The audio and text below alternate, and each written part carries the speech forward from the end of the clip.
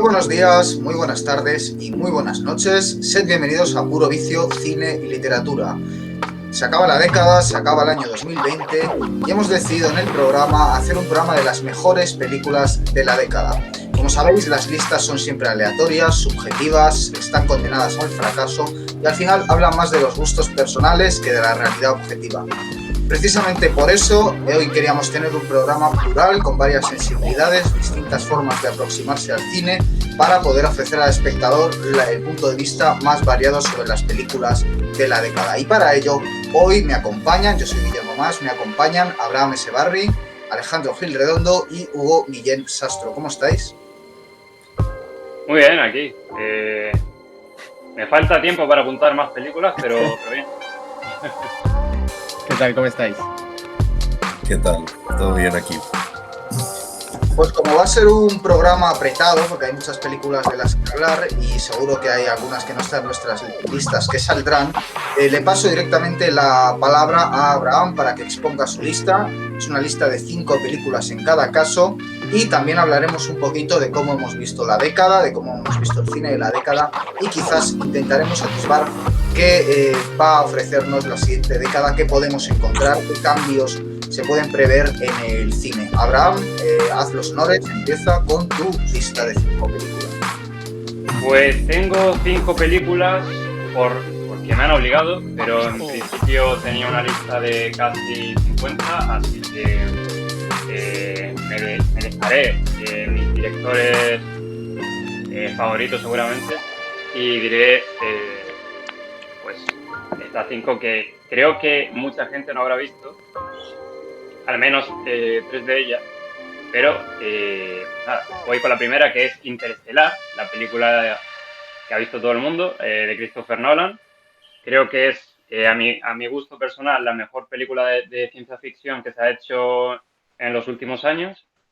Luego, Parásitos, que para mí estas dos son inamovibles. ¿Por qué? Porque Parásitos, eh, creo que, bueno, al ser la película que ha ganado el Oscar tanto como película extranjera y como mejor película eh, normal en los Oscars, creo que se merecía también estar en esta lista y aparte porque creo que es, si pudiera decir la película perfecta que reúne todos los géneros, creo que sería Parásitos. Y creo que también eh, por darle una relevancia al cine coreano también. Luego tenemos Her, la película de Spike Jonze, Coherence, una película de ciencia ficción que ya entraremos en detalle, y Upstream Color, también otra película relacionada con la ciencia ficción, pero que tiene que ver, bueno, ya explicaré en detalle porque es una película muy complicada de Shane Carruth, un director muy poco conocido, pero que se merece estar entre los más grandes y que posteriormente también hablaré más de él porque ya os digo que se merece un programa completo incluso. Y en relación con el cine de la década, yo creo que, como viene en la lista esta, muestro, al menos con las dos últimas películas, creo que, bueno, y con todas en general, que el cine se ha visto abordado por remakes y películas de sagas y demás, o de superhéroes, como dice el propio Scorsese, ¿no? Que son películas que la gente va a disfrutar como si fuese un parque de atracciones. Y en este caso, lo que destaca sobre el resto son películas originales y es algo que se está viendo con ideas originales. Es algo que se está viendo mucho en los últimos años con productoras como A24, con películas de terror nuevas, por ejemplo, películas independientes como pueden ser Coherence, es una película con muy bajo presupuesto, con 50.000 euros se hizo, y Upstream Color, que es de Shane Carruth, que es el director que hizo Primer, la película que ganó en Sundance, con $7.000 hizo esa película, en este caso también con 50.000. Y lo que vengo a decir es que el cine no necesita de alto presupuesto, a pesar de tener Interestelar, pero no necesita de alto presupuesto para contar una buena historia, es algo que demuestran estos directores. Me dejo algún otro, como por ejemplo puede ser lo tengo que nombrar. Sean Baker, que es el director de Florida Project o Tangerine, que son películas muy de bajo presupuesto también. Y lo que está prevaleciendo en esta década yo creo que son las ideas originales, como había dicho antes. En estas películas, Her, Parásitos, Interestelar, Coherence y Upstream Color, todas están escritas y dirigidas por el mismo director y por eso creo que hay que darle mucha importancia a la figura del creador en esta década, que es la que está destacando por encima del resto. Ya está. Bueno, Alejandro, si te apetece tomar el relevo y darnos tus películas. Bueno, yo me he decantado por 5 películas que, reflexionando, creo que son 5 grandes producciones. Yo diría que es cine masivo, cine que persigue al gran público, muchas de ellas premiadas, oscarizadas, que han estado en boca de todo el mundo. Son películas que yo creo que casi todo el mundo ha visto. Y las he escogido basándome únicamente en un criterio de lo que me sedujo a mí verlas en el cine. Es decir, son 5 películas que vi en el cine y que me conmocionaron y que me tuvieron un tiempo hablando de ellas, que me han hecho valorar el canon del cine y ubicarlo dentro de ese canon, y que considero que son, bueno, grandes hits dentro del cine de la última década, ¿no? Por ordenarlas cronológicamente, yo me quedo con Cisne Negro, que creo que tiene bastantes cosas muy interesantes. Lo primero, porque trabaja muy bien alegóricamente las grandes ideas morales y la relación que existe entre arte y realidad. Me quedo con The Artist, que fue una revisión del género clásico, una vuelta al blanco y negro, al cine más canónico. Ni siquiera sé si existe un cine como el que se ve en The Artist, pero nos hace creer que existió, nos hace creer que estamos viendo algo que hemos conocido y no tiene por qué ser así, y me parece que es la gran magia que tiene esa película. Por supuesto, para mí también es fundamental Interestelar, no solo por el trabajo que se hace a nivel de género de ciencia ficción, sino porque es la primera vez que tuve la sensación de estar viendo una película que sabía exactamente plantear el dilema de la existencia humana a nivel contemporáneo y proyectar un plano de trascendencia real. O sea, creo que es la mejor película de Christopher Nolan con mucha diferencia. Me quedo con Spotlight porque lo primero, me produjo una gran satisfacción volver al cine, digamos, periodístico, el cine político en el mejor sentido, bien interpretado, bien desarrollado, con grandes interpretaciones y un guión sólido. Y yo creo que una película, además, sin otra pretensión que ser clara, ser de línea clara, ser sencilla, la disfruté muchísimo. Y después me quedo con La La Land.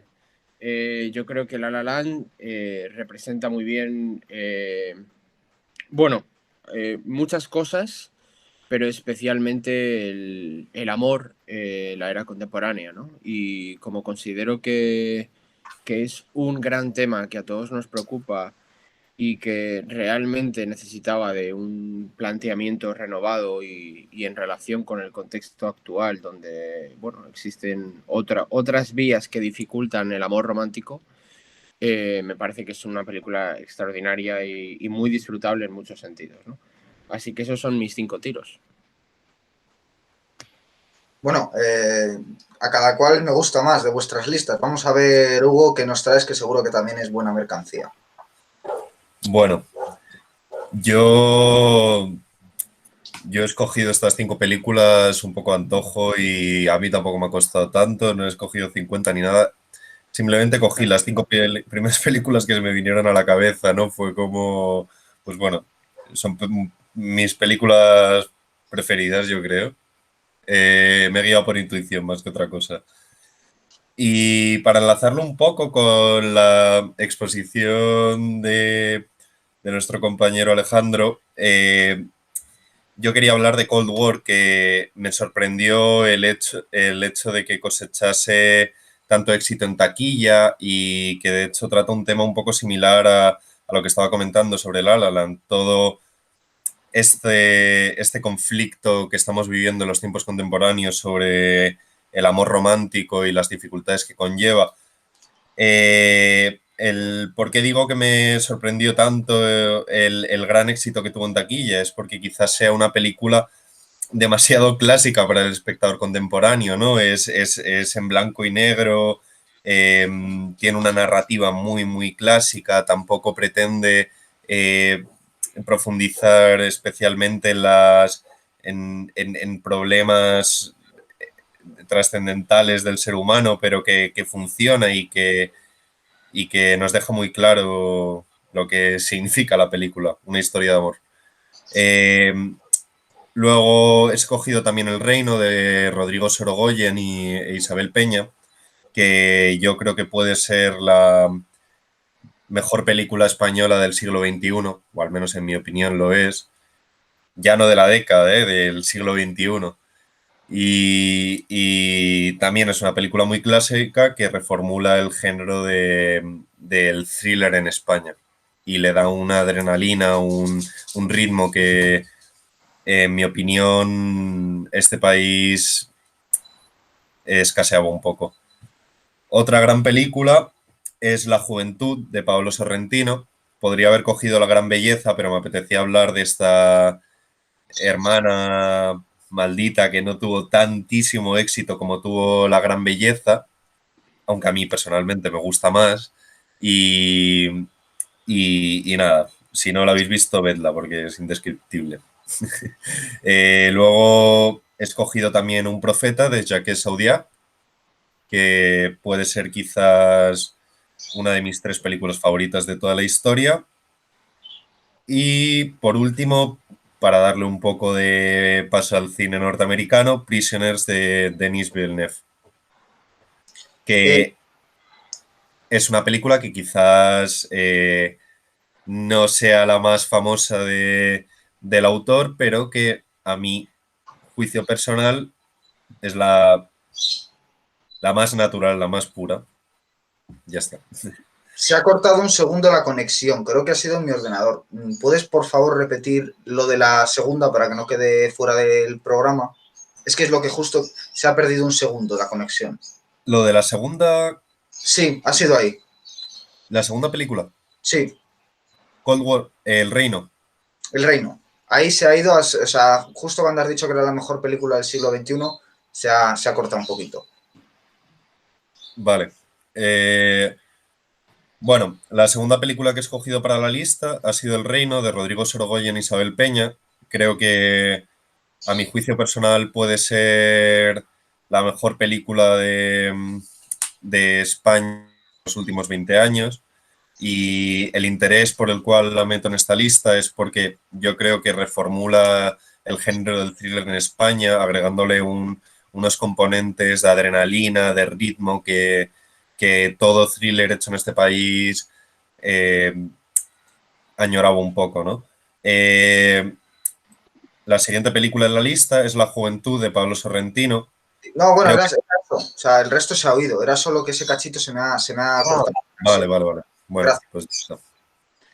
Bueno, lo primero que es un placer estar después de escucharos con 3 personas que saben tanto de cine, porque de las que he visto, de las películas que habéis mencionado, me parece que no hay ninguna que no sea buena y creo que eso habla muy bien de vuestro gusto.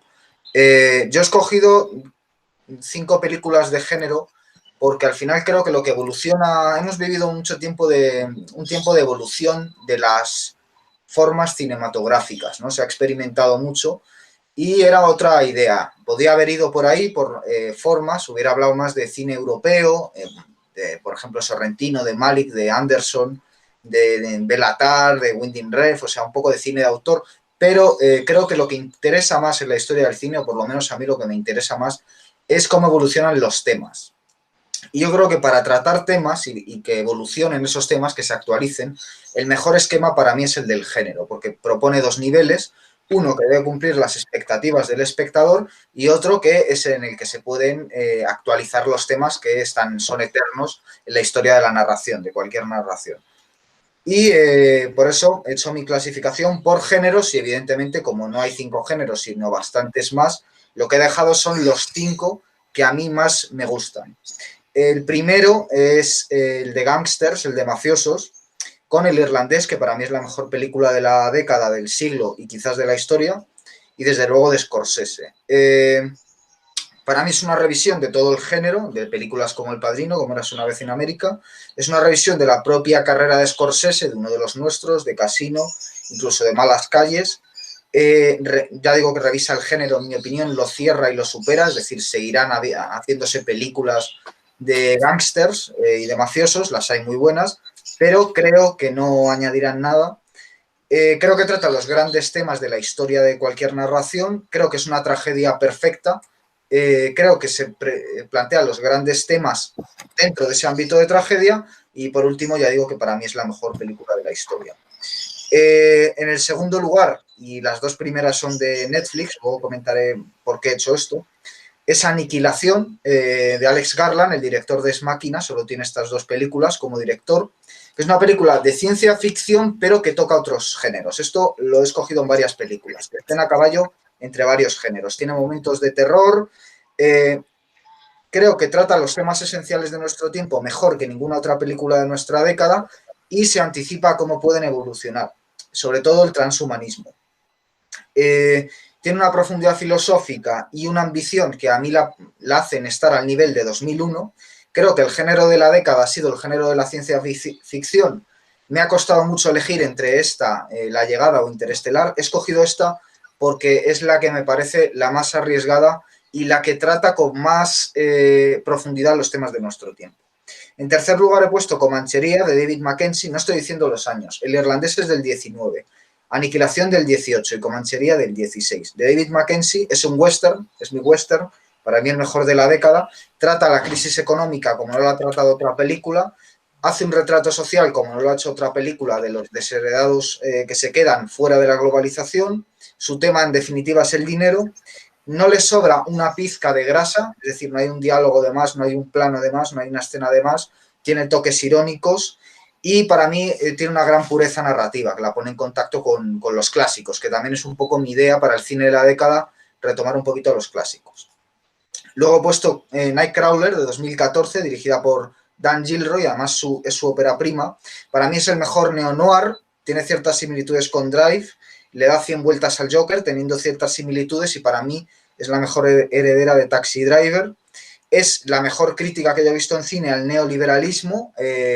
Lo hace desde dentro, lo hace a través de alguien que está a favor del neoliberalismo y que es un psicópata, y está muy influenciada por la literatura pulp, que eso me gusta. Creo que el cine de género bebe de la serie B, y en el caso de literatura la serie B es el género pulp dentro del cine negro, y me gusta cómo lo trata esta película. Y ya en último lugar he puesto Bone Tomahawk, del 2015, también es una ópera prima de S. Craig Zahler, de hecho estuvo 10 años intentando sacarla adelante. Es mi película de cine de terror.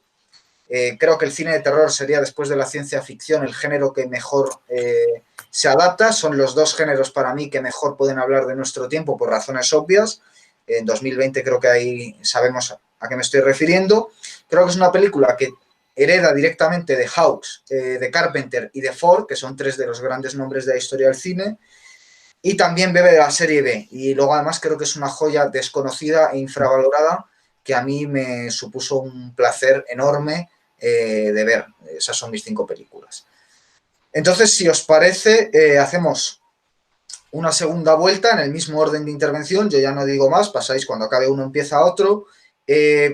Dando una idea global de cómo habéis visto el cine de esta década, cómo puede evolucionar. Si no queréis hacer eso, pues podéis ver tendencias, podéis también un poco profundizar, si no, en las 5 películas. Os doy a elegir, cada uno que lo enfoque como más le apetezca. Y si queréis podéis ser más extensos, que quizás me he excedido pidiendo concisión, en la primera parte, podéis ser mucho más extensos, podéis explicar cosas de las películas que no hayas explicado. Abraham, si te parece, o si queréis lo hacemos al revés, que empiece Hugo, luego Alejandro y luego Abraham. Hugo, empieza si quieres. Vale, bueno, pues a ver, realmente el cine de la década yo creo que nos ha ofrecido una gran variedad de muy buenas películas de alta calidad. Obviamente hay un factor ya a nivel tecnológico que ha revolucionado de algún modo la manera en la que se hacía cine y se hace a día de hoy, y es que a partir de esta década es cuando se da el giro total a lo digital, ¿no? Y, y aunque ciertos autores sigan grabando en 35 milímetros, en rollo de cinta y tal, es cierto que el progreso de las cámaras digitales ha permitido simplificar mucho la labor del director. Y, y bueno, es que claro, yo realmente en la lista que he escogido son prácticamente todo clásicos, tampoco he escogido una película que destaque por su originalidad o rupturismo, ¿no? Es una lista ya, como he dicho antes, bastante personal y que a mí me gustan. Son películas que disfruto en una narrativa clásica, en su simpleza y su trabajo que hay detrás, pero que bueno, que realmente no creo que haya escogido nada muy revolucionario. Como dato, realmente en estos últimos estamos viendo es un giro de la película a la serie, ¿no? Cada vez es más difícil que una película coseche tanto éxito como cosechan las series. Y esto puede ser un drama en los años posteriores, pero de momento estamos muy tranquilos porque los grandes directores siguen haciendo el cine que han hecho siempre, ¿no? Pero sí, quizás esto es lo que esté cambiando y si lo hacemos dentro de 10 años, quizás ya sí que veamos una clara distinción entre la serie y la película, ¿no?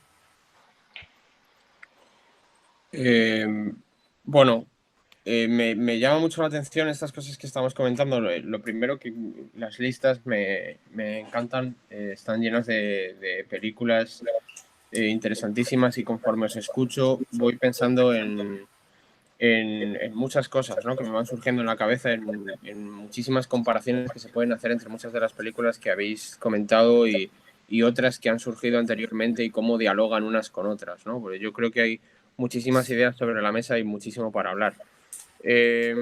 Bueno, yo creo que probablemente, no lo sé, igual me equivoque, yo tiendo a ser un poco dramático en general y con el arte en particular.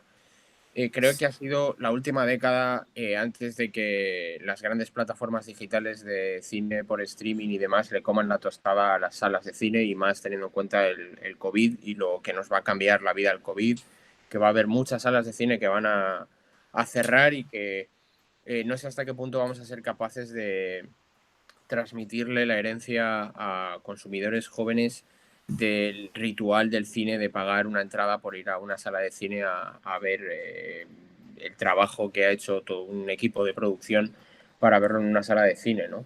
No sé hasta qué punto el consumo se va haciendo más solipsista y se acaban viendo películas dentro de un teléfono móvil. Yo ahora, con esto que comentaba Hugo acerca de los cambios a partir de la presencia de las series de televisión, que evidentemente han cambiado radicalmente nuestra manera de entender el cine, me planteaba qué hacer ante películas como por ejemplo Nebraska, que no la hemos planteado ninguno, pero que me parece un peliculón extraordinario.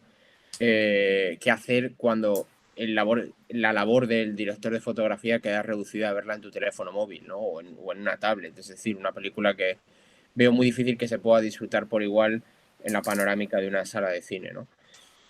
Yo creo que es una década interesante, pese a todo, en la que hay muchísimos discursos sobre la mesa, discutiendo unos con otros, algunos, además, yo creo que de forma abierta, planteando discusiones explícitas acerca de la propia historia del cine.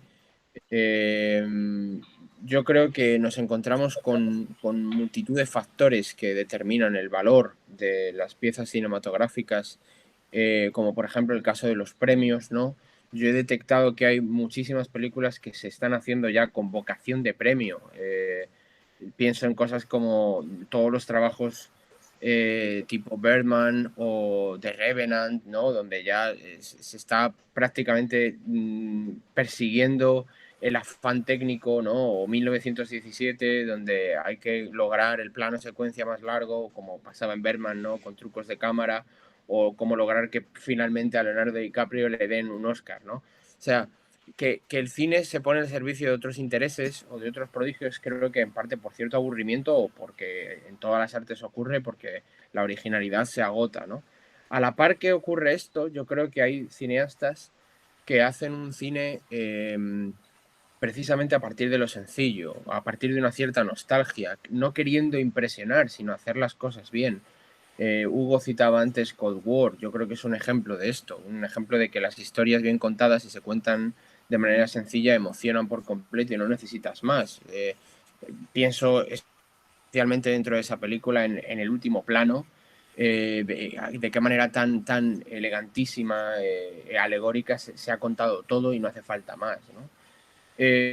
Luego, además, creo que hay un factor a considerar, ya lo he citado, pero que realmente es relevante y es cómo, y supongo, Guillermo, que tú nos hablarás de esto por las elecciones que has hecho y porque has citado que comentarías algo, cómo una producción como la que plantean hoy en día Netflix o Amazon Prime o cualquiera de las grandes productoras de cine por streaming está modificando por completo la industria y en el momento en el que un tío como Scorsese estrena una película en Netflix, ya ha hecho un cálculo de rentabilidad por el cual va a ser más sencillo, y estamos hablando de Scorsese, es decir, un tío que puede llenar las salas perfectamente con cualquier película que haga por el mero hecho de ponerle el marbete de su nombre al estreno, ¿no? ¿Cómo se logra rentabilizar más una película que se va a consumir desde casa? Con todo lo que presupone el cambio y el giro, ¿no? de hacer cine así, ¿no? Pero bueno, yo me quedo con el hecho de que esos discursos están ahí, de que al consumidor ahora mismo se le está dando una selección impresionante, el menú está absolutamente abierto, nunca se ha tenido tanta oportunidad de ver tantísimo cine.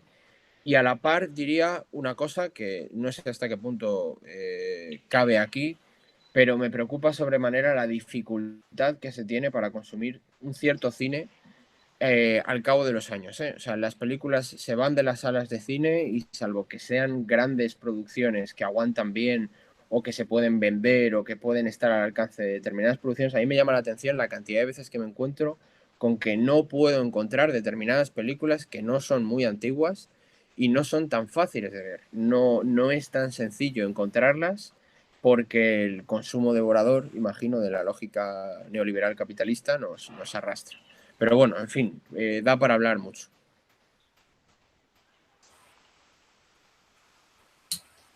Abraham, te toca darle a... ¿Toca? Sí. Pues varias cosas. O sea, estoy de acuerdo con todo lo que habéis dicho y añado yo lo que iba diciendo la primera vez que hablé, lo de la figura del creador. Yo creo que este año, esta década, ha sido sobre todo importante para aquellas producciones que han propuesto ideas originales, como habíamos hablado anteriormente con Ari Aster, Robert Eggers, Spike Jonze con Her, Nolan con Origen, con Interestelar, películas que al final proponen cosas diferentes y que, porque quizás nadie se imaginaba que una productora como puede ser Warner Bros. O cualquier otra pusiera, por ejemplo, hace poco 250 millones para hacer una película que va sobre Tenet, ¿no? Que va sobre esa locura, esa idea que tiene loca que tiene Nolan.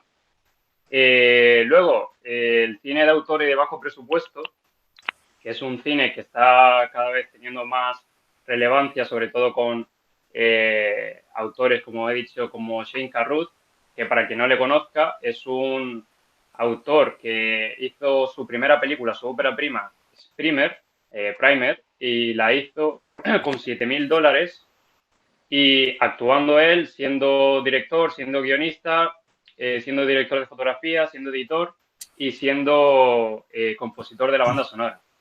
Lo mismo hizo después con la que tengo en mi lista, que es Upstream Color, que tuvo también el Gran Premio del Jurado en Sundance.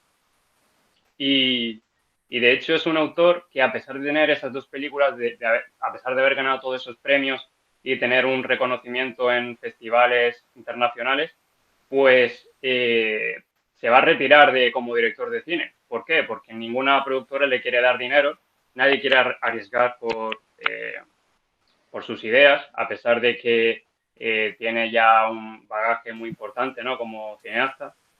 Y creo que ahora mismo está solamente trabajando como productor y como actor.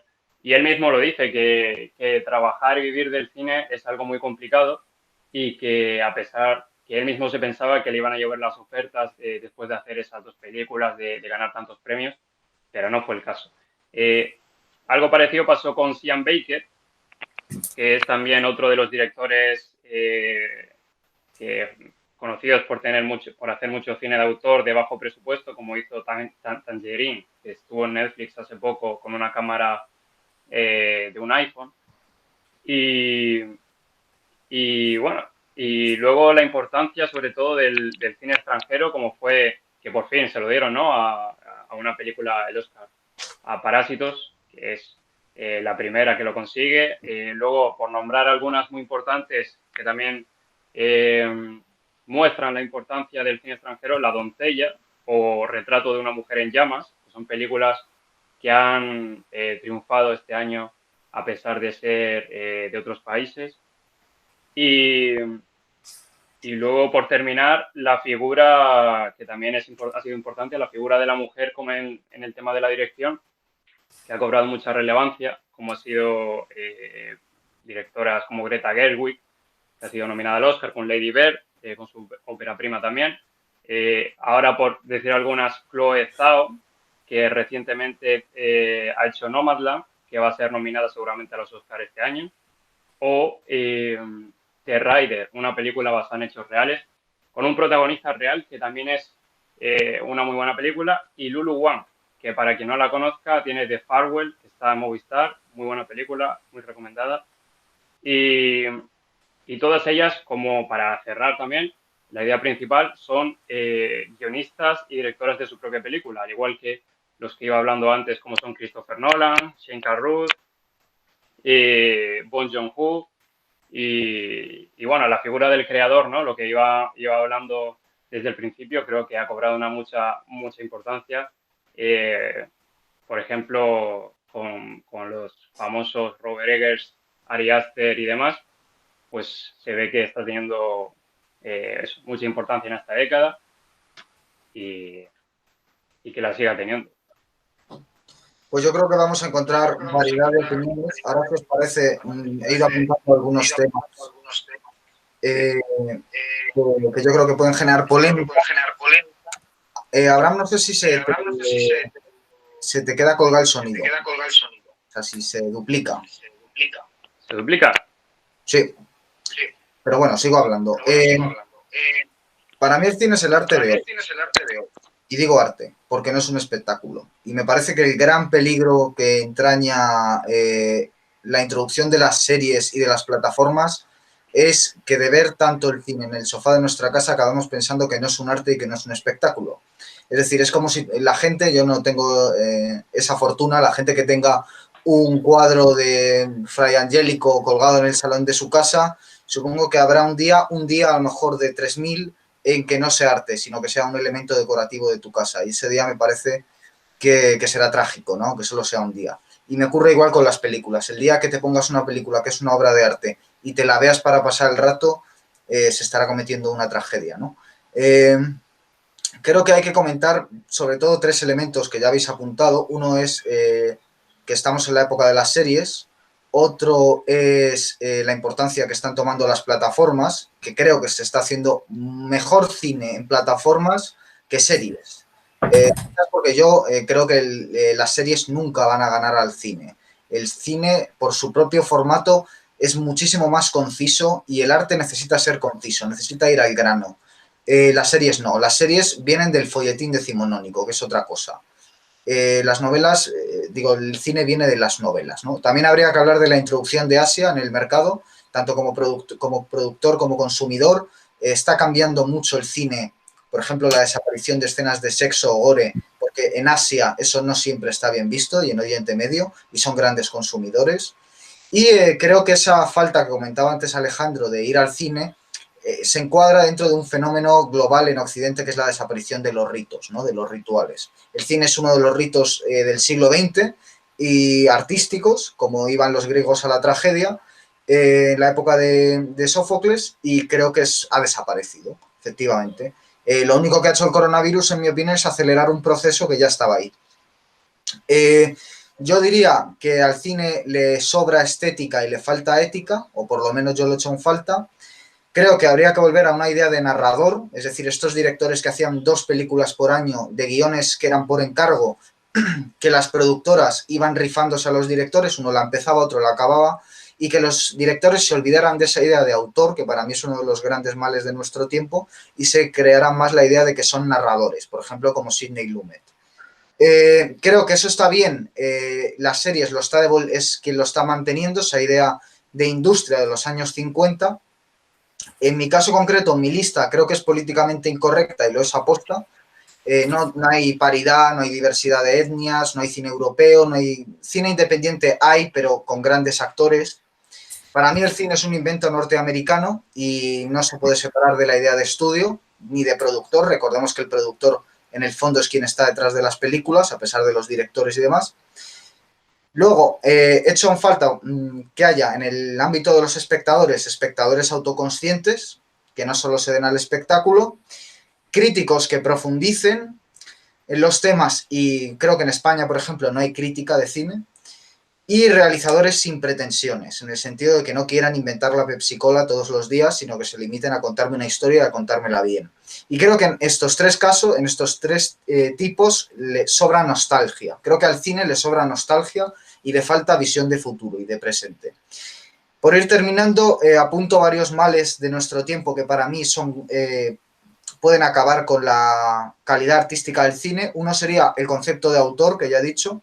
Otro sería el minimalismo a la hora de contar historias, minimalistas, no maximalistas. He hecho en falta la ambición precisamente decimonónica de contar grandes historias plurales, historias con gran variedad de medios, películas de 3 horas con explosiones, que no sean de superhéroes.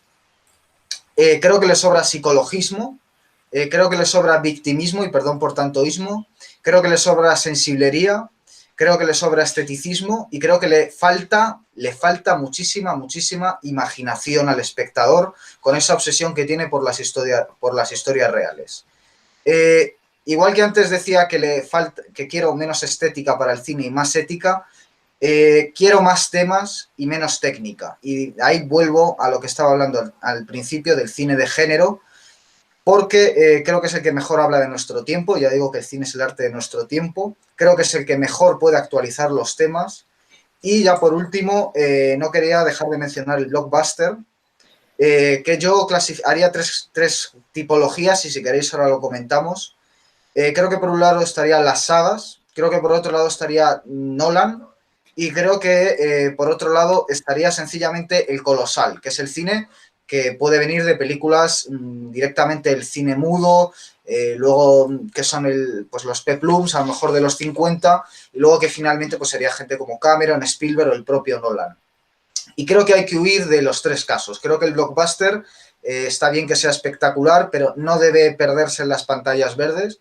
Creo que las sagas son una cosa nociva, es llevar el concepto de serie al propio cine. Y creo que Nolan, que es un grandísimo director, también entraña varios riesgos, que evidentemente él no tiene la culpa, él hace su cine, pero la influencia que Nolan genera, sí. Creo que Nolan solo hay uno, y creo que imitadores de Nolan hay demasiados. Y ya con esto termino. Por abrir, ya ahora lo hacemos tipo diálogo, y solo quería entonces apuntar varias cosas que creo que se pueden comentar. Lo primero es la ciencia ficción y el terror, que para mí son los 2 temas que mejor hablan de nuestro tiempo. Lo segundo es una comparación que habéis hecho que me ha interesado, que es Cold War con La La Land, y ver las diferencias y similitudes, y 2 películas que salen más o menos en la época. Lo tercero sería hablar del blockbuster, y otra idea que lanzo también es relacionar película-serie. Pero ya os lanzo la pelota y que cada uno, sin orden ni concierto, lo vaya tomando como quiera. Cuantísimos temas. Bueno, me lanzo yo por seguir con todo lo que habéis comentado. Hay muchísimo, evidentemente, ¿no? Fíjate, yo creo que hay una hipertrofia. Este es el siglo de la hipertrofia. Pero sin duda creo que hay una hipertrofia de los hipsters. Creo que se sigue acoplando el sonido, Abraham. ¿Sí? Sí, yo creo que es por los cascos o no sé por qué, pero se acopla cuando hablamos los demás. Bueno, en cualquier caso, yo creo que hay una hipertrofia de los hipsters. Hay un momento en el que Sundance se convierte en la meca del cine y acaba contaminando el resto de producciones. Aquello deja de ser Sundance. Si no me equivoco, eso lo funda Robert Redford. O sea, quiero decir que un tío que viene absolutamente del cine más comercial. Y me parece interesantísimo como proyecto, pero yo creo que, igual que ha ocurrido en la literatura se ve sobremanera cuando vas a la mesa de novedades. De repente lo independiente se convierte en una suerte de canon mainstream y lo contamina todo. Y yo creo que el cine ha cambiado por eso, porque hemos perdido ingenuidad y nos hemos llegado a las salas con un cuaderno de notas, un blog, no sé cuántos análisis y tal, y yo creo que el cine ha perdido imaginación y capacidad de sorprender y de emocionar, que al final también es la base de todo, ¿no? Dentro del ritual, como tú bien apuntabas, Guillermo, dificulta nuestra catarsis porque el cine se intelectualiza y además de maneras absolutamente peregrinas, persiguiendo una suerte de reconocimiento.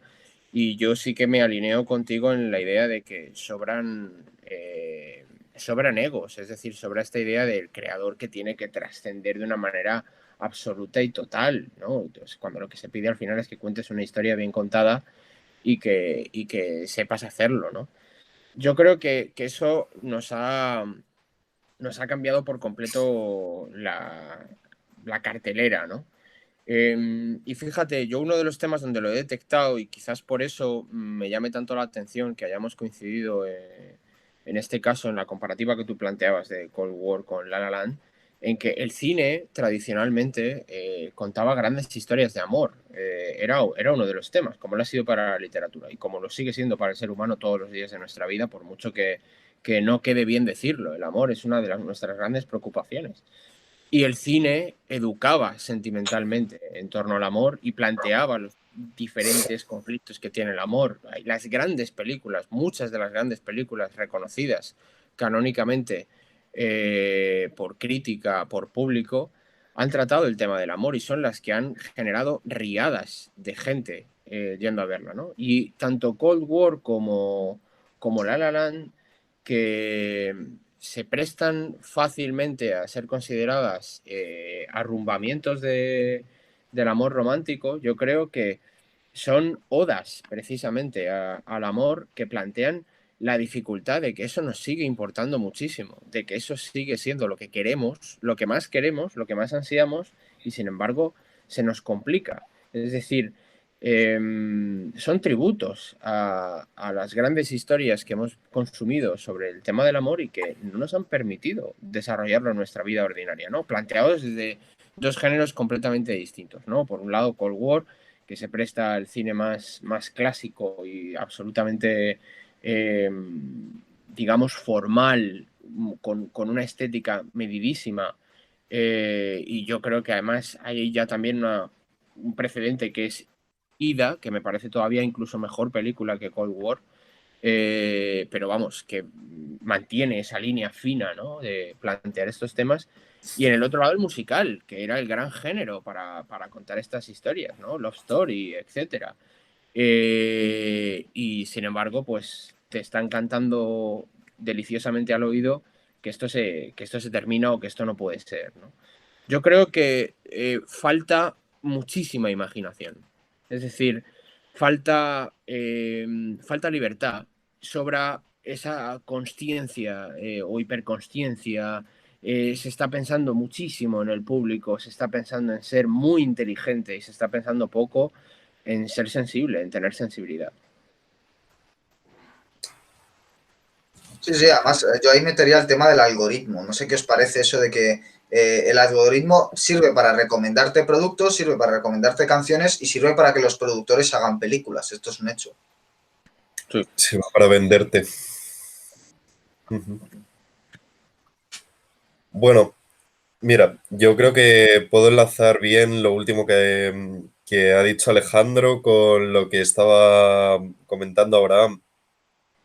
Y es justamente todo este problema que estamos teniendo de la falta de imaginación, de crear, y que todo eso, en general, en otras artes no conllevaría ningún problema, principalmente porque no cuestan tanto dinero como cuesta el cine, ¿no? Puede haber un genio o puede haber un completo incompetente haciendo una materia que no altera tanto como el cine, que ya se sostiene sobre la base de una industria.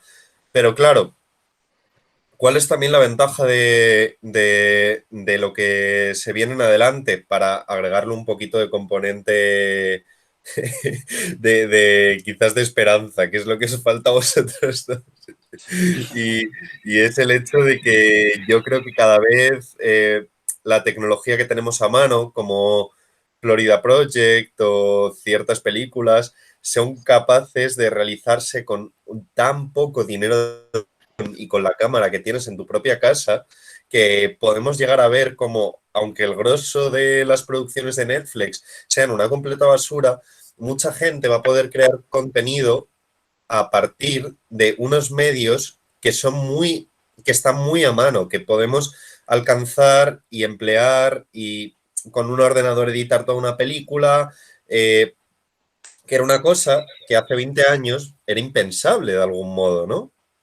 El tener esta accesibilidad tan cercana a los medios, y yo creo que cualquier persona pueda convertirse en un gran cineasta.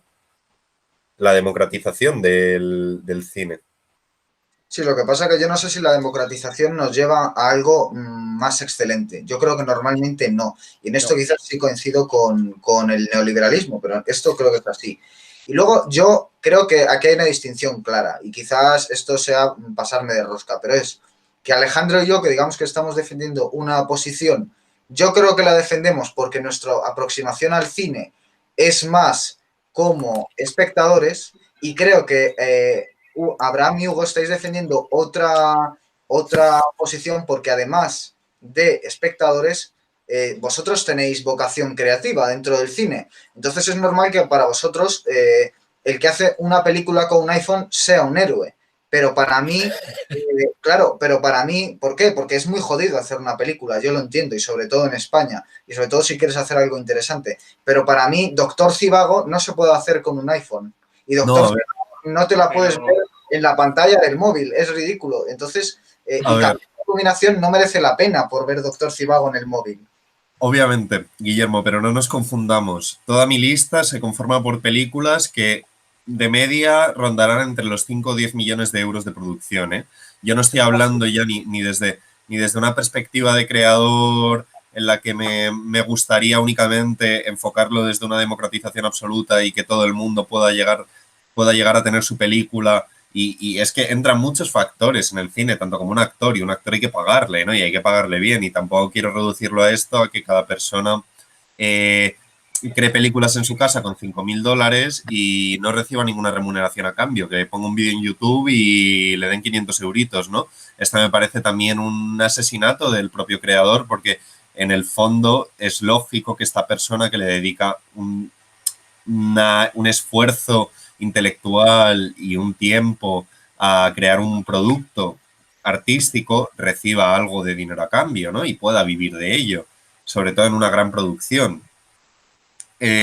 Luego, a lo que me refiero, y ahora le doy el turno de palabra a Abraham, es el hecho de que, por un lado, para que no nos confundamos, sí que obviamente es muy nocivo todo este nuevo mundo de la accesibilidad como espectador a las nuevas plataformas y cómo todo esto elimina el ritual, el acto ritualístico de ir al cine, de consumir una película en su plena atención, de pagar directamente una entrada también a un cine, a un teatro.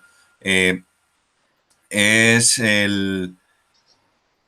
bueno, pues yo creo que todo esto también tiene sus lados positivos. Mira, por irme un poco de esto, el transcurso que hubo entre la literatura oral y la literatura escrita fue tan grande y la proliferación a lo largo del siglo XIX de las editoriales de bolsillo que podía dar pie a lo mejor a entender que en cierto momento la literatura iba a quedarse reducida a un consumo masivo de literaturas pequeñas, de novelas comerciales, pero yo creo que a día de hoy, con todo esto mucho más asentado en la sociedad, vemos cómo no va a desaparecer de alguna manera, ¿no? Yo creo que justo gracias al coronavirus o por desgracia ha demostrado que la gente sigue leyendo y que es una actividad esencial para las personas. Ya lean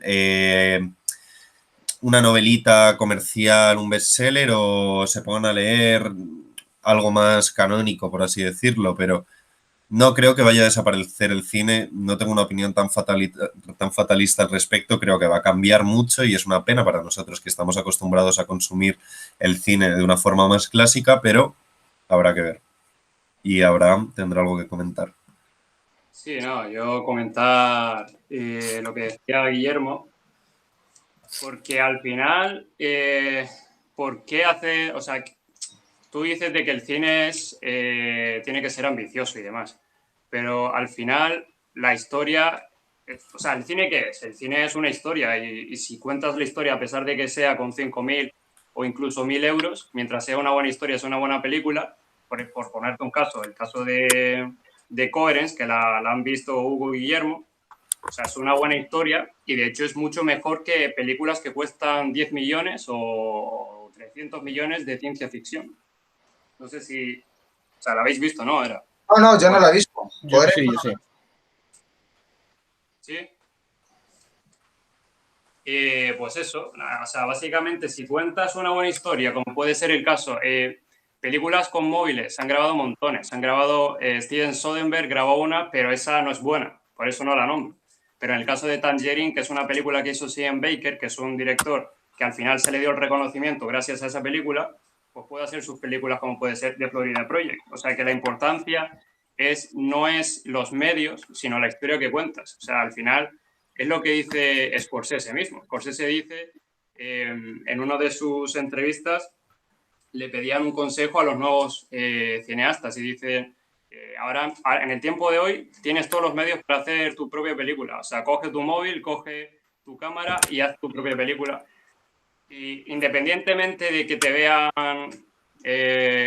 como dices tú, que te vean en el cine o que te vean donde sea, pero que te vean. Al final, hacer cine lo puede hacer cualquier persona, vivas en cualquier país del mundo y tengas el presupuesto que tengas. O sea, mientras tengas ideas, puedas contar tus propias ideas y las cuentes bien, como puede ser Shane Carruth, que es un hombre que fue ingeniero y se dio cuenta de que no quería hacer ingeniería y empezó a hacer su guión en un año y luego cogió $7.000, que son $7.000, pero que al final ganó el premio y, bueno, montones de premios, no porque la hubiese grabado con una cámara cualquiera o por cualquier cosa, sino porque la historia era buena.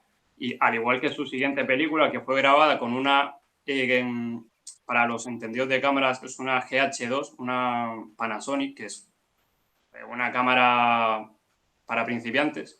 La grabó con esa cámara y al final pues consiguió mucho reconocimiento.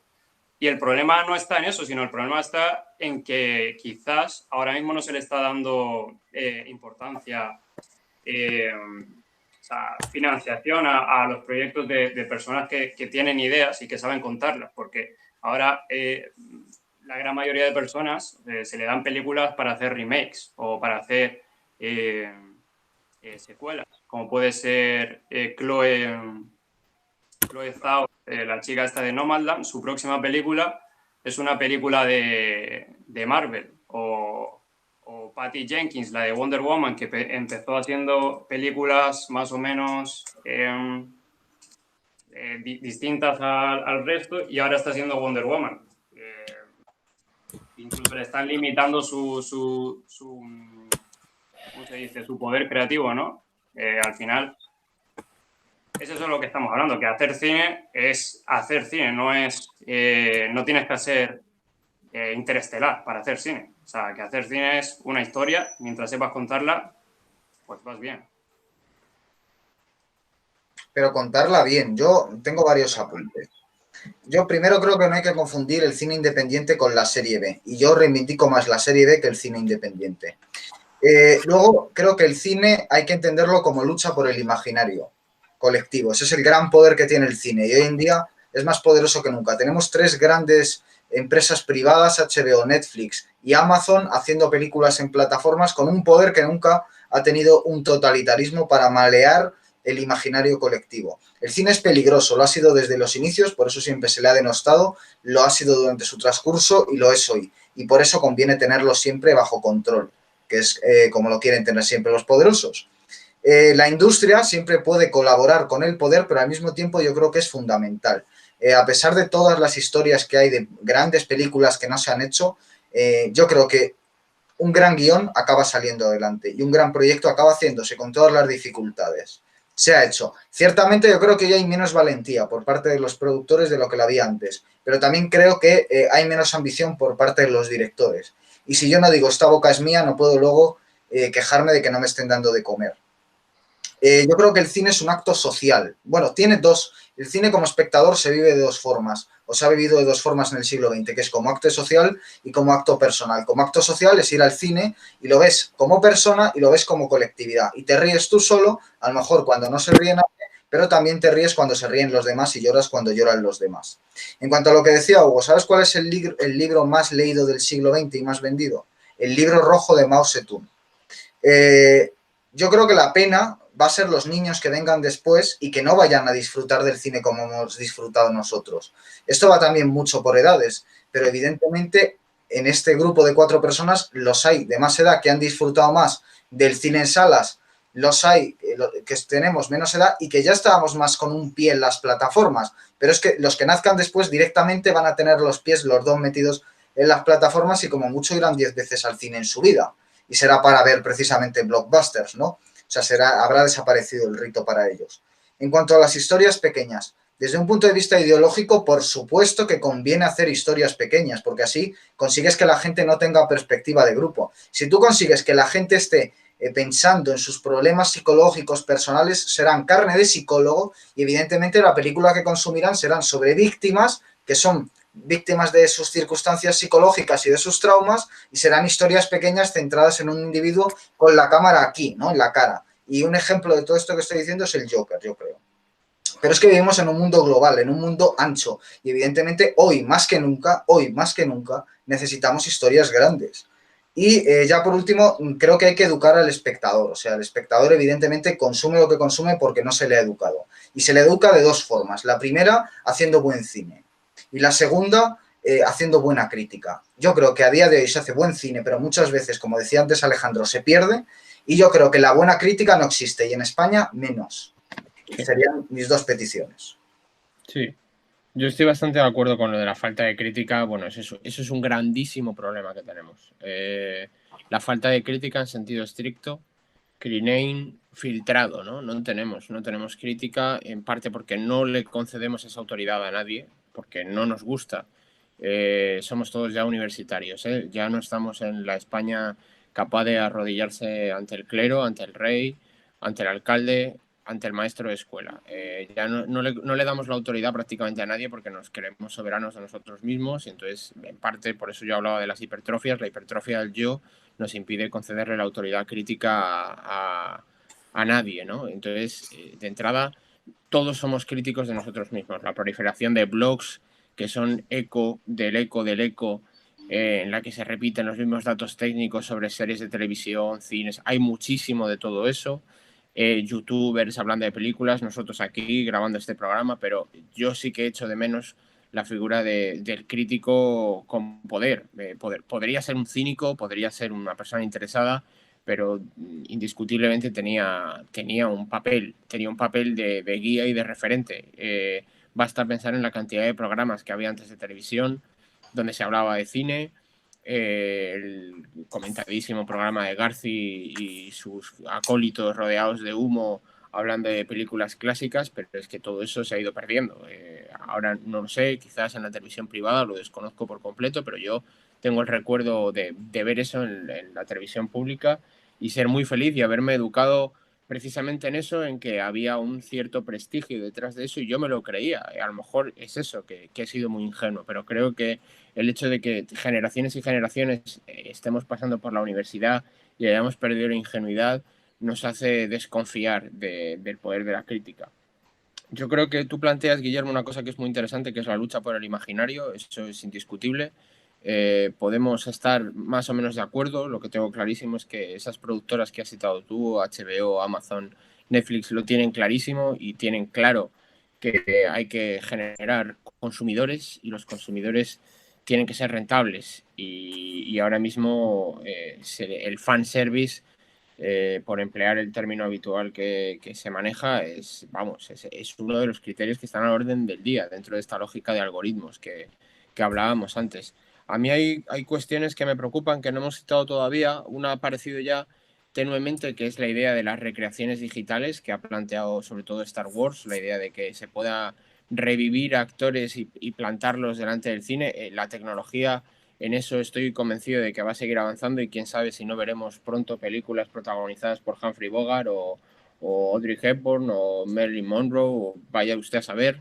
Y lo inquietante que puede resultar eso con las voces incluidas, y ahí creo que precisamente viene a dar la razón a que el género de la ciencia ficción es el que mejor está explicando la era contemporánea, y creo que lo va a seguir haciendo, no solo en el cine, también en la literatura. Creo que es el que está permitiendo hacer esas exploraciones teóricas de manera más abierta, más libre, más imaginativa, más rica también visualmente.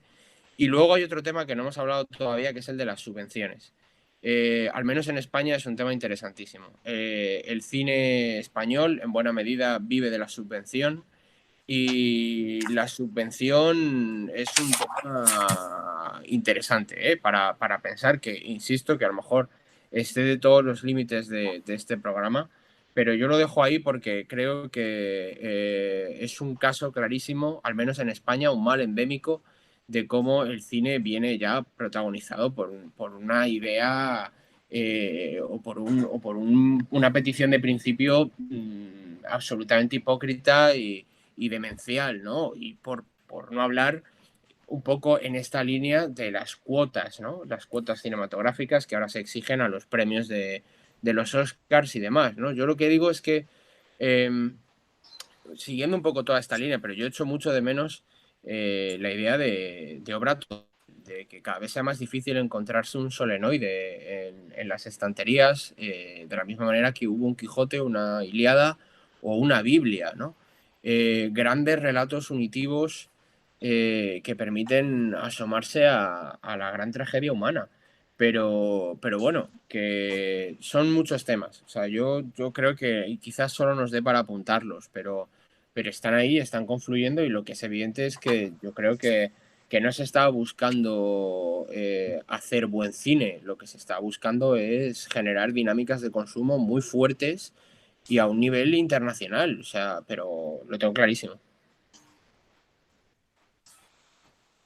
Bueno,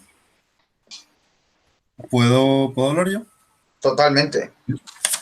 Vale, yo he apuntado un par de cosas porque lo primero que quería apuntar era respecto al tema de la crítica cinematográfica. Me interesaría quizás profundizar un poco más en todo esto, porque es cierto que yo encuentro una clara distinción entre lo que significa la crítica cinematográfica a un nivel académico y lo que significa un poco la crítica cinematográfica a un nivel periodístico, que creo que es de la que nos estamos encargando ahora mismo, ¿no? De esta crítica cercana al público, al gran público, ¿no? Un público que se dedica a unos estudios muy particulares y que ya domina una disciplina en su profundidad, para la cual creo que sí que hay una gran proliferación de la crítica académica, porque son los años en los que todo esto se está planteando sobre el debate universitario, la gran importancia de la intertextualidad, de las nuevas formas narrativas, de la proliferación de la imagen y un etcétera. Pero bueno, no me alargo más en esto y vayamos directos a la crítica periodística. Al igual que ocurre en el periodismo, yo creo que la información se ha dispersado. Se ha dispersado a un nivel en el que la velocidad de recepción, incluso la velocidad de atención que nosotros depositamos en una noticia es mucho mayor. Las redes sociales, los algoritmos, todo esto nos están conduciendo hacia un mundo de velocidades, de las grandes velocidades, en los cuales ya no tienes que pasar por esta palabra que es el ritual de ir a comprar el periódico al kiosco, sentarte y leer. Entras en tu internet, entras en tu móvil y se te abren las noticias de Google. Tienes 7 noticias relacionadas con lo que quieras ver. Críticas cinematográficas baratas, de una revista, un canal de YouTube, de un largo etcétera, que al final lo que hacen es, yo creo, descentralizar un núcleo de información, sea fiable o no, porque el periodismo nunca ha tenido una objetividad que destaque, pero al menos era un pilar, ¿no? Un pilar más sólido al que agarrarse. Esto es una diáspora de posibilidades.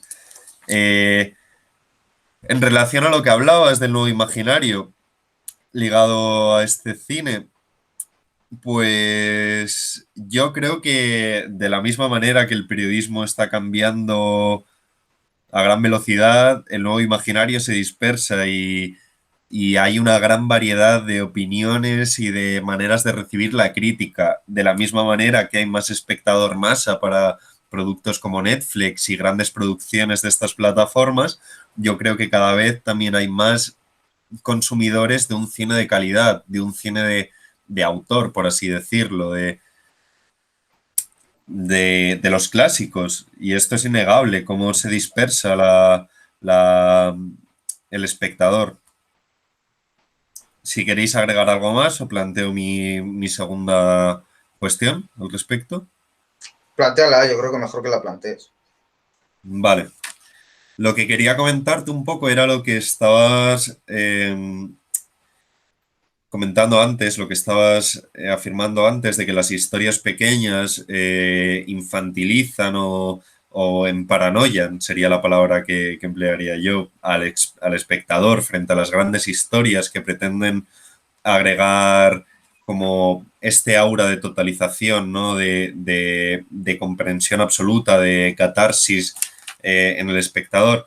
Y es que llevas toda la razón en que se pueden dar ejemplos de este estilo, que también encontramos en grandes obras, incluso de esta reducción a un personaje en particular, a la profundización absoluta de tu psicología proyectada en el personaje de la obra, como Dostoyevsky. Yo creo que sería un gran ejemplo de una obra en la que tú eres capaz de introducirte plenamente y gozar de esa asimilación con el personaje. Pero yo he de decirte también que creo que al tratarse de un arte tan complejo como es el cine, que necesita dinero y que no vas a ser tú el agraciado que reciba 20 millones de euros para hacer su primera producción, un símbolo es capaz de contener todo un imaginario. Y encontramos ejemplos de esto tanto en literatura como en cine. No es necesario contar una gran historia coral con una amplia variedad de personajes para lograr contener una totalidad. No he mencionado a este director, pero es uno de mis directores preferidos. Es Pablo Trapero, un director argentino contemporáneo. Rondará los 50 años ahora mismo. Y yo creo que él destaca por ser capaz de relatar la realidad social de una forma muy naturalista a través de personajes muy concretos, quizás una madre embarazada en una cárcel, un cura de misiones en las villas de Buenos Aires y una gran variedad de historias contadas a través de esta persona, que no deja de ser un símbolo de lo total. Contiene todo el imaginario posible, toda la realidad social. Y bueno, aquí quería plantear ya la última cuestión y así lo cierro. No sé si esto os parece una lucha entre el psicologicismo y el realismo. ¿O nos parece esto? Ya termino y os doy paso a vosotros. Abraham, no sé si tú quieres añadir algo, que te veo un poco callado antes de que... Estoy dándole vueltas. A ver si. Pues yo lo del psicologicismo y el realismo es que lo veo el realismo como corriente estética y el psicologicismo como forma de abordar un tema. O sea, lo veo dos cosas distintas. Se puede ser realista y psicologicista. O sea, el Joker es un ejemplo de ello. Luego, me ha gustado una cosa que decía Alejandro y yo creo que un enemigo futuro del cine va a ser la realidad virtual. Luego, todo esto lo voy a decir desordenado, son ideas que he ido apuntando. Yo no creo que exista un símbolo total. Es decir, la cruz, que quizás sea el símbolo más universal y con más significados que tiene, porque digamos que para cada persona tiene un significado, ni siquiera yo creo que la cruz es un símbolo total. La cruz sobre el amor romántico me puede decir algo, porque ya digo que vale para todo, pero no puedo, si cuento la historia de Jesucristo o de la cruz, no me va a dar una idea de todo. Tampoco creo que es un oxímoron decir que una historia puede dar una idea total. Creo que es un oxímoron. El otro día viniste a hablar de David Simon. Si no, David Simon se hubiera ahorrado todos los personajes de The Wire y hubiera hecho la historia de un hombre. Luego yo creo, también uniéndome a lo que decía antes Alejandro, que efectivamente la ciencia ficción es el género de nuestro tiempo, el que mejor va a hablar de nuestro tiempo, y creo que tiene un buen contrapunto en el terror, porque la ciencia ficción es, digamos, lo positivista, lo racional, lo lógico, y eso siempre tiene otra cara, la cara B, que es la irracional, la siniestra, que eso para mí es el terror. Luego creo que hay una leyenda negra en torno a la figura del crítico, y un ejemplo de ello es Mank, la película que quizás este año gane el Oscar, que se basa absolutamente en eso. En cuanto a lo de Netflix, Amazon y HBO, pues no hay más que ver. Una pregunta que lanzo. ¿Alguien me puede decir una serie donde haya un cura bueno o un gay malo? Luego, en cuanto a lo de líquido, sólido, bueno, Bauman es que ya dijo... Te digo yo la serie. Dark de Netflix, además, ese. Con el cura bueno. El cura es bueno, sí, sí. ¿Y el gay es malo? Sí, pero el cura es protestante, entonces ya tenemos un problema. No, vale, tiene que ser... No vale. Era broma, no te lo decía en serio. Claro. Bauman hablaba de la sociedad líquida y Marx decía todos los sólidos se desvanecen en el aire. Yo creo que aquí el peligro es caer en un relativismo, es decir, no vale esto y vale el otro. Yo quiero criterios sólidos para analizar el cine. Y aquí voy a una cuestión que antes has planteado, Hugo, que es el tema del periodismo y el academicismo. Yo no creo que el academicismo sea la panacea. Es más, si me tengo que quedar con algo, creo que incluso preferiría el periodismo, que hoy en día está dominado por la corrupción. Es decir, las revistas al final se mantienen y los críticos se mantienen por lo que les pagan por poner bien ciertas películas. Yo creo que la crítica debe valerse de elementos teóricos. Es decir, el crítico no debe ser un teórico, pero debe jugar con elementos teóricos. Yo, por ejemplo, cito a Ángel Fareta, cito a Eugenio Trías, cito a Teilhard Moguin, que son un poco los críticos de cine que más me han interesado por eso. Están siempre muy ligados a la filosofía. A Alejandro, además de estos, yo sé que le encanta Zizek, o le gusta o le interesa Zizek, o sea que también... Y yo creo que ni siquiera hace falta gente que haya tratado específicamente el cine. Es decir, ¿se puede analizar el cine críticamente con algo mejor que con la poética de Aristóteles? Yo creo que no. ¿Se puede analizar el cine con algo mejor que con los que se han acercado a analizar los mitos y símbolos? Yo creo que no, porque el cine es mito de símbolo. ¿Se puede analizar el cine con críticos, con teóricos de la literatura? Por supuesto que sí. Y yo creo que el crítico quizás no deba ser teórico, quizás no deba adscribirse a una única teoría, sino que debe jugar con las teorías precisamente acoplándolas a la diversidad de propuestas que tenemos, pero sí que teniendo una solidez para no caer en el relativismo, que me parece el gran error. Vale esto, vale el otro. A mí eso me parece absurdo cuando se trata de hablar con cierto rigor.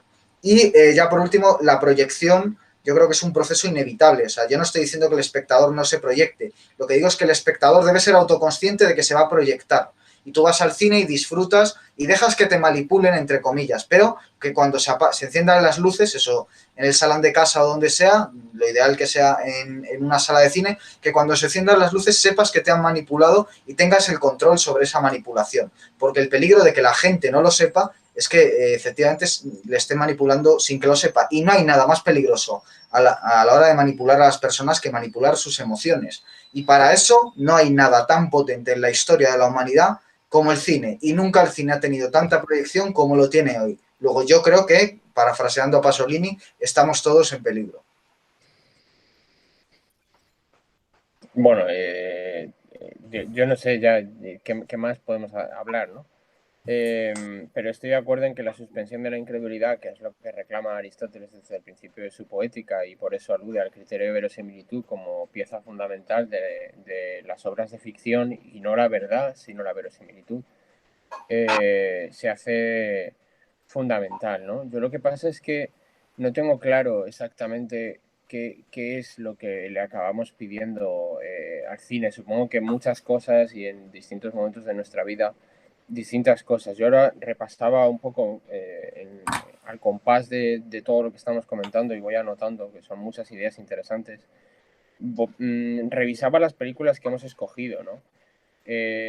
Grandes obras que supongo que de una u otra manera nos han sacudido, nos han hecho vibrar y nos han conmovido, y probablemente cuando haya terminado la película hayamos llegado a una afirmación muy simple, muy sintética, pero cómo me gusta el cine, o qué gran placer acabo de tener tras ver esta película, ¿no? Y luego es cuando nos ponemos a hacer el análisis de por qué nos ha gustado tanto y empezamos a hacer comparaciones y empezamos a hacer nuestras listas de películas, donde lo ubicaríamos, con qué lo podemos comparar. O sea, el análisis llega después, ¿no? Eh, yo creo que eso es importante. Yo creo que en esto Benjamin como Ortega acertaron cuando hablaban de la idea de que la rebelión de las masas, la democratización excesiva, las grandes exageraciones que se iban a producir con la llegada del asentamiento de las democracias a nivel político, iba a ser la pérdida del aura, ¿no? de las obras de arte. Y es cierto, es decir, se ve en la lógica de los planteamientos museísticos, de la lógica turística, por ejemplo, que está acabando directamente con la vida civil en las ciudades. Es decir, es una dinámica con la que creo que vamos a tener que convivir y que difícilmente se va a parar. Tengo la impresión de que se nos va a vender, es mi impresión, se nos va a vender cada vez más la idea de la visita guiada selecta para 5 personas, que va a valer 1.500 euros por entrar a ver las meninas con tranquilidad y apartarse de la morralla, de la misma manera que se vende que si usted quiere ver una película de estreno o quiere conocer las propias butacas VIP de la sala de cine, o sea, es demencial. Va a tener un sobrecoste que lo único que va a hacer es acelerar ese proceso de la lógica capitalista, ¿no? Yo creo que convivimos con eso, convivimos con el hecho de que distinguirse cada vez es más difícil, con que los propios creadores yo creo que tienen cada vez más complicado establecer patrones de originalidad, en parte creo que porque no lo han leído todo, no lo han devorado todo, no lo han analizado todo. Es decir, porque parten de principios de superación. Yo siempre me baso en esto un poco en una frase típica que decía un profesor nuestro y que dice también por ahí otro crítico de la literatura conocido y polémico, cuando dice que Aristóteles no es nuestro colega. Y es verdad, Aristóteles no es nuestro colega. Aristóteles, hay cosas que no puedo explicar de nuestra época o no podemos mirar el mundo según Aristóteles, pero también es verdad que no lo podemos dejar del todo atrás. Y que ha sentado unos principios que siguen siendo válidos en su gran mayoría para entender la ficción, ¿no? Y yo creo que nos está costando mucho ubicarnos, y hay algo de nosotros que habla desde el mero resentimiento de saber que estamos ante el final de un ciclo. O sea, hemos nacido, o al menos yo, desde luego, que soy el más mayor de los que estamos aquí, pero he nacido en un tiempo y voy a morir en otro, y eso hay que saberlo. Es decir, tiene algo de amargura porque ves, son enormes despedidas las que se te acumulan, y hay un cine que creo que no va a volver, que no puede volver incluso aunque quisiera, porque ya no se puede hacer, porque hemos perdido ingenuidad. Se están escribiendo ahora muchos artículos acerca de los años 90, por ejemplo, en España, de cómo nos creímos el cuento de la Expo y de las Olimpiadas de Barcelona 92, y de cómo España compartió una ilusión que después se ha pinchado esa burbuja. Ya no hay manera de subirse de nuevo al éxtasis de de los años 90, porque hemos perdido toda la ilusión por las crisis sucesivas que ha vivido el país, y ese desengaño acaba dejando un pozo de amargura complicado y que creo que tampoco a veces es constructivo, ¿no? Pero a la vez convivimos con el surgimiento de determinadas tecnologías que te permiten ver cosas, pues como Tenet, ¿no? Uno va a ver Tenet y se asombra del prodigio técnico de ver esos montajes, de la misma manera que nos dejó impactados ver Matrix y ver el efecto bala, ¿no? El bullet time, cuando lo veíamos en el cine, y son posibilidades expresivas. Yo creo que al final la dialéctica va a estar siempre ahí, pero sí que tengo la impresión de que cada vez va a ser más difícil asistir a grandes piezas artísticas, cinematográficas que nos dejen conmocionados y que nos vamos a ver arrastrados a un cierto proceso de irnos conformando con lo que nos dan de vez en cuando, ¿no? Yo no puedo, o sea, insisto que aquí tenemos mucho de psicológico, ¿no? De proceso psicológico detrás y emocional, pero yo no puedo dejar de identificarme cada vez más con este boyero que apenas sale de casa, no para de ponerse sus películas en Blu-ray una y otra vez, simplemente porque quiere recordar todo lo que él ya sabe que no va a vivir y de vez en cuando arrastrarse hasta el cine porque le obliguen o a ver la película que cree que le puede despertar algo de aquella nostalgia. Lo jodido es que estar en la treintena y sentirse viejo es un poco putada. Pero por lo demás, yo creo que no hay mucho espacio, ¿eh? No hay mucho espacio para más, pero bueno, yo y mi tragedia.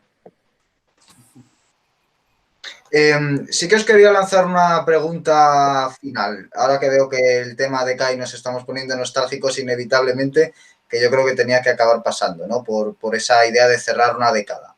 Y además ya solo por el año que hemos pasado. La pregunta, y es compleja, es ¿cómo será 2030 y cómo debería ser 2030? Y yo creo que esto se puede abordar de dos formas, o tratándolo de manera abstracta o tratándolo con ejemplos. Es decir, si queréis coger, si lo veis muy difícil, podéis coger a lo mejor una película de vuestra lista para decir cómo debería ser y podéis coger una película que no esté en vuestra lista para decir cómo será. Por ejemplo, es una idea. Entonces, si queréis por orden, Abraham, tú primero y luego ya, como veáis. ¿Cómo será y cómo debe ser? ¿Cómo será? Pues quizá es complicado. Hablando en películas, o sea... Pues yo creo que principalmente las películas, como está pasando ahora, no durarán lo que dura el irlandés, eso segurísimo. Y en el caso de que dure esa duración, será una miniserie, como está pasando con muchas películas. De hecho, el irlandés, hay un vídeo en YouTube que te dice qué parte de cada película conforma cada capítulo. Es decir, del minuto cero a la hora, más o menos, ahí tienes el primer capítulo. Y hay gente que se ha visto el irlandés de esa manera. Y va a pasar ahora con en HBO Max, con la película de Zack Snyder, la de la Liga de la Justicia, va a ser una miniserie. Y creo que va a prevalecer mucho pues eso, las plataformas y el formato serie y el formato película corta que te estimule mucho, ¿sabes? No una película, porque también el cine denso y lento creo que ya nos está haciendo mucho, ¿no? Bueno, hay películas, no sé, Cold War porque no la he visto, pero supongo que será una película del estilo, como No, decís, ¿no? yo Más... creo que no. De hecho, es una película que tiene mucha elipsis.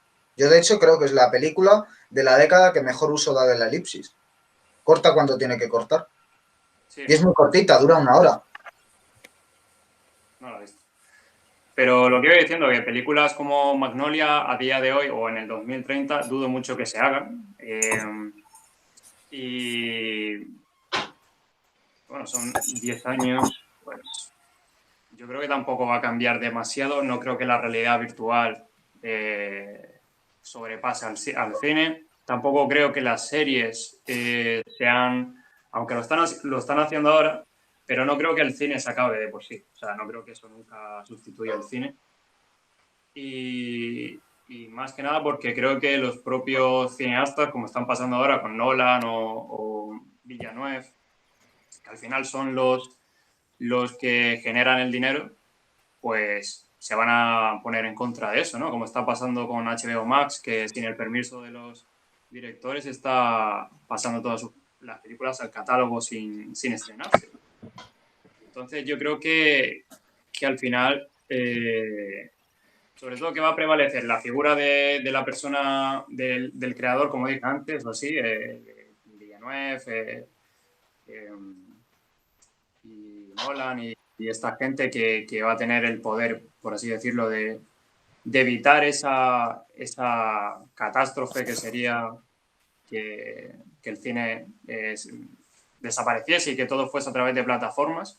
Incluso el propio Scorsese se ha visto, de hecho el irlandés no pudo conseguir financiación, ¿no? Tengo entendido, que era una película que solo Netflix se lo daba. Pues yo creo que sería eso, o al final sucumben todos al poder de las plataformas, o al final pues se mantiene el cine. Pero no creo que haya muchos cambios tecnológicos como hay hasta ahora.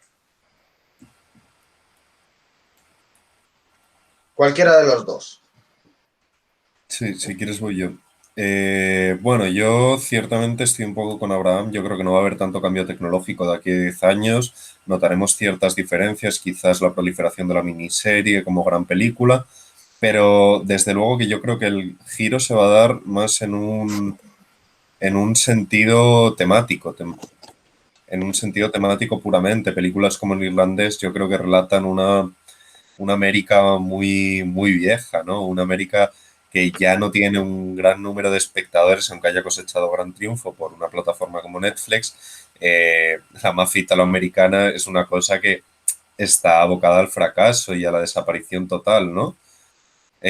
Por factores sociológicos principalmente también, porque ya no existe este reducto de italoamericanos que manejan una ciudad a través de una organización como es la mafia.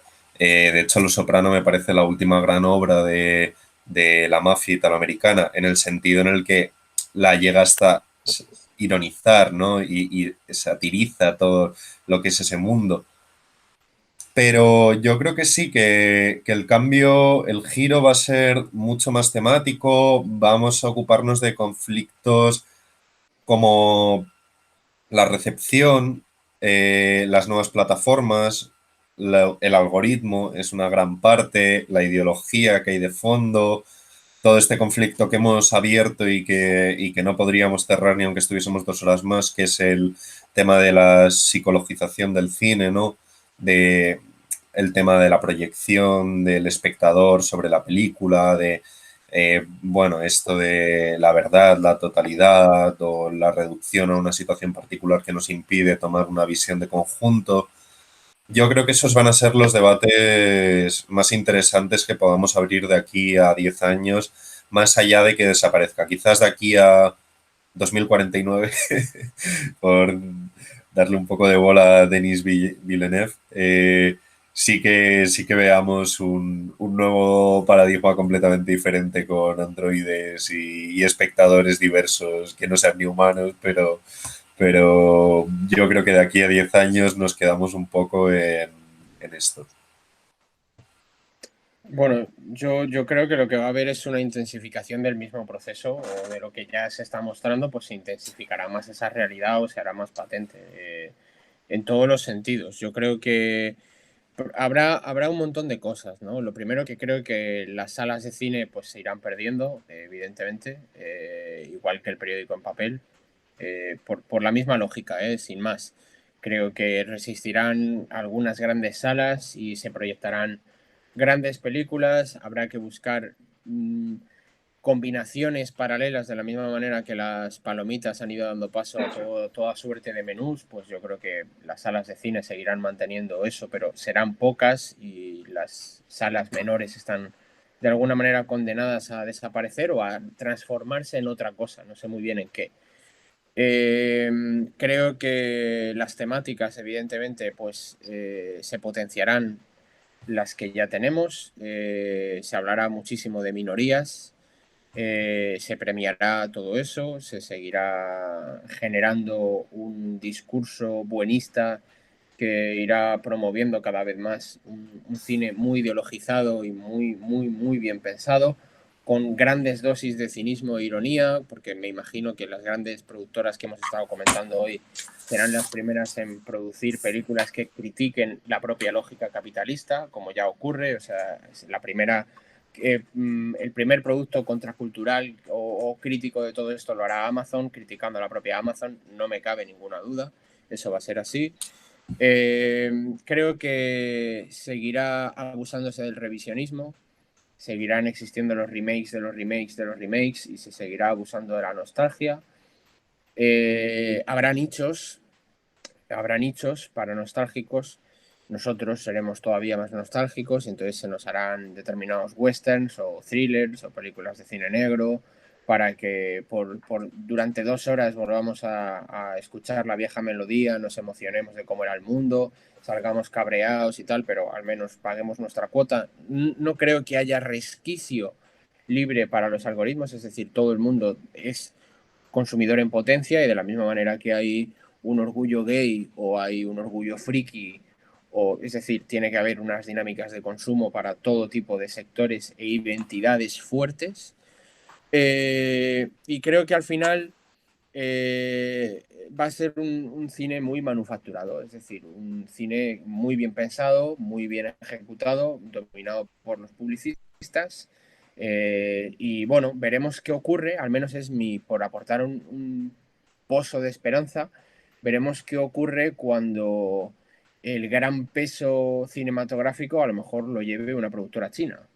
Siguiendo las lógicas del mercado, si China va cogiendo cada vez más posicionamiento global, será muy interesante ver cómo lo afronta eso nuestro continente al menos, ¿no? Pero yo creo que vamos a eso en todos los sentidos, igual que a las grandes fusiones bancarias o a que Movistar ahora, por ejemplo, lo habréis vivido, Movistar o cualquier otra compañía, te ofrezca seguros de salud. Yo estoy convencido de que Amazon tendrá sus propios médicos de aquí a 4 años y será un servicio global que tenga su propio mercado para comprarte comida o para ir al médico o tener una guardería o tener su propio centro educativo o su universidad. Es que de eso estoy absolutamente convencido, o que se acabará la liga de fútbol, nos aburrirá muchísimo y veremos al Madrid jugar con la Juve cada 15 días, que es lo que se está promoviendo ya, ¿no? Entonces, bueno, creo que lo que va a haber es eso.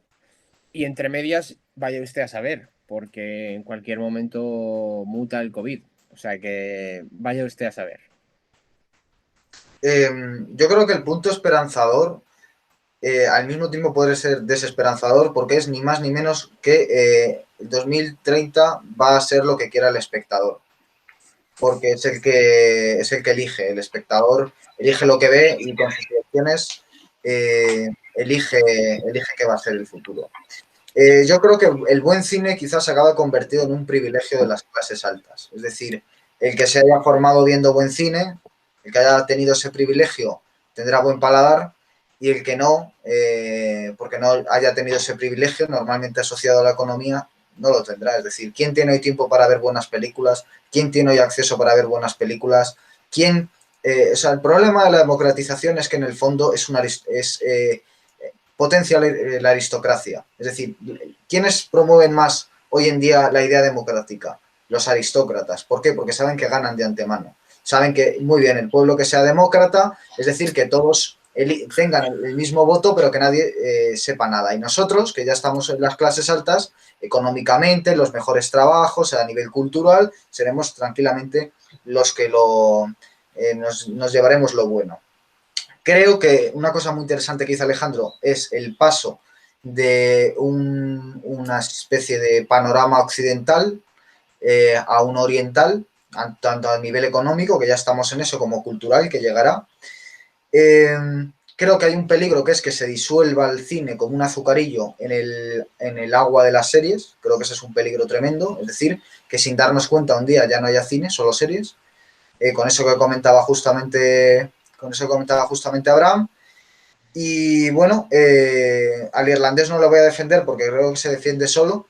Y ya por último, que es el último programa del año, me queda agradeceros vuestra presencia. Creo que hemos hecho una especie de ensayo, o sea, esto lo ponemos por escrito y prácticamente es un ensayo que vale la pena leerlo. Será el espectador también quien elija ver esto o verse un capítulo de una serie por duración. Hemos durado más que Cold War, yo creo. Y por último, pues que es el último programa de 2021, de 2020, volveremos en 2021 y os convoco para volver a hacer este programa en 2030. Todos un poquito ya más de... O sea, si esto ya ha resultado desesperanzador, pues no sé en qué puede quedar el asunto y ya veremos si hemos acertado o no. Y el que haya acertado, pues paga, evidentemente, porque esto espero que lo podamos hacer presencialmente, pues paga las consumiciones alcohólicas, supongo, de todos los demás. Si queréis añadir algo más, yo ya por mí he acabado y si no, Abraham, despídete si quieres del programa y dejamos de grabar. Bueno, yo quería decir una cosa. Yo espero no veros en 2030 porque pretendo estar haciendo una serie para Netflix. O sea que si vosotros que estáis tan en contra de esto, a lo mejor ya ni hablamos, ¿eh? Ostras.